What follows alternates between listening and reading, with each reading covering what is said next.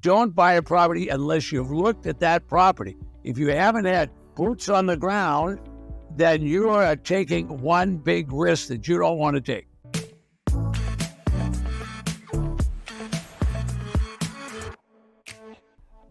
Hey, Ted, I want to ask you a question. If you don't physically look at a property or have someone else look for you, what could be wrong with the property? So how do you make sure that you do the right thing?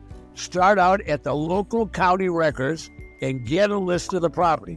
Once you've found the list of the properties, then narrow the list down if you want, but don't buy a property unless you've looked at that property. If you haven't had boots on the ground, then you are taking one big risk that you don't want to take. If you don't research the property before bidding, what type of liens could remain on that property that you're responsible for? Okay, liens are a big deal. Liens are where the government starts. That's where the claims take place. The claim is that the government hasn't got paid. A lien is a claim, all right? And if they haven't got paid, what the county's going to do is they're going to start a foreclosure process. That means you're going to forfeit the property. So if you want to buy a forfeited property, that's A-okay. However, you don't want to buy it if the liens are going to stay on it. Now, a defaulted property, generally speaking, will have the deed of trust deleted. It'll also have the mortgage deleted. But I didn't say the municipal lien was deleted or the IRS or federal lien are deleted. So you need to learn how to check on those deals. Can you explain how zoning can potentially restrict you from using your property? When you talk about tax deeds, you need to have some understanding of what zoning is all about. So visualize the huge county that you live in. That county has many different zones. What does that mean? That means there's a zone that says this is residential land. That means they only can build houses there.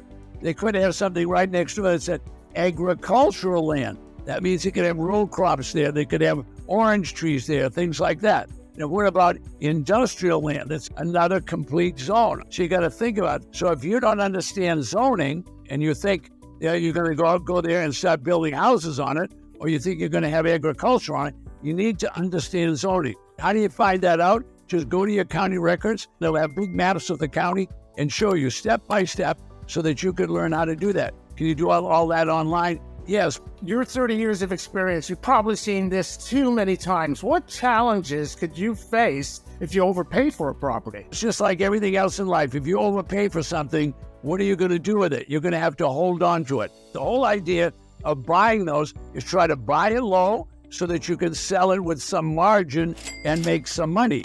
So if you overpay for it, which many people do, how are you going to sell it? So number one rule is always look at the property. Number two rule, in my opinion, is you want to know what you can sell it for before you buy it. So if you don't have an exit strategy, you might buy a tax delinquent or tax defaulted property. You've already paid too much for it. And they're generally used and abused. If they're used and abused and you pay too much, how are you going to make money? If you buy a property in a bad area or in the middle of nowhere, Ted, what are the risks of doing that? Well, if you buy a property in the middle of nowhere, first of all, these are tax deed auctions. These are delinquent properties. So you have a chance to look at them. They're on a list. You have a chance to drive by them, have a chance to walk around them.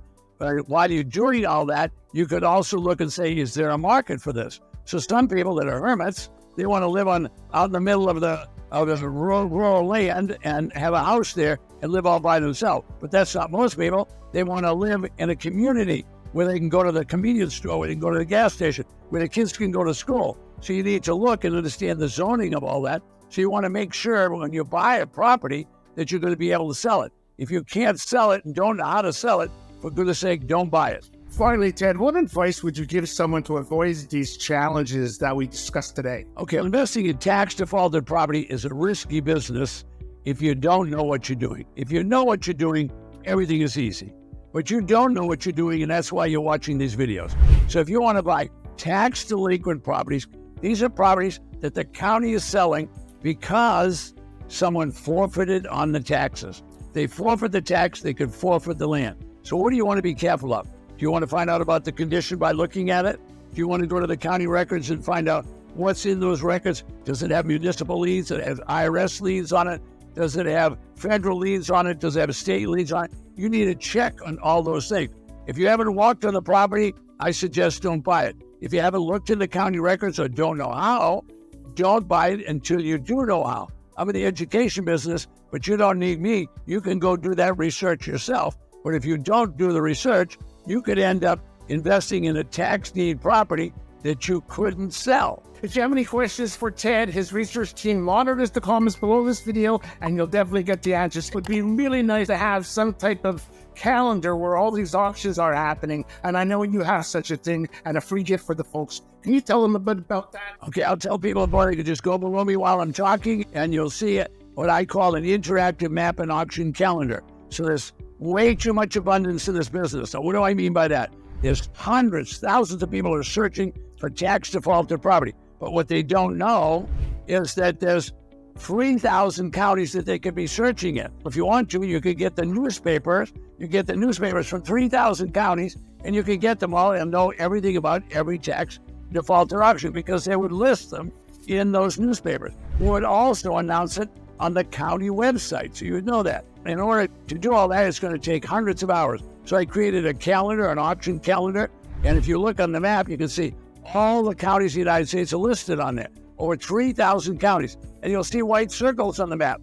And then you can just move a cursor and stop at a white circle, and it will show you a county, and it'll show you an auction that's taking place.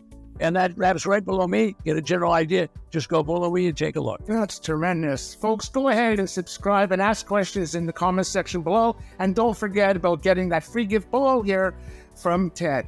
We want to thank you for watching, and we look forward to seeing you next time.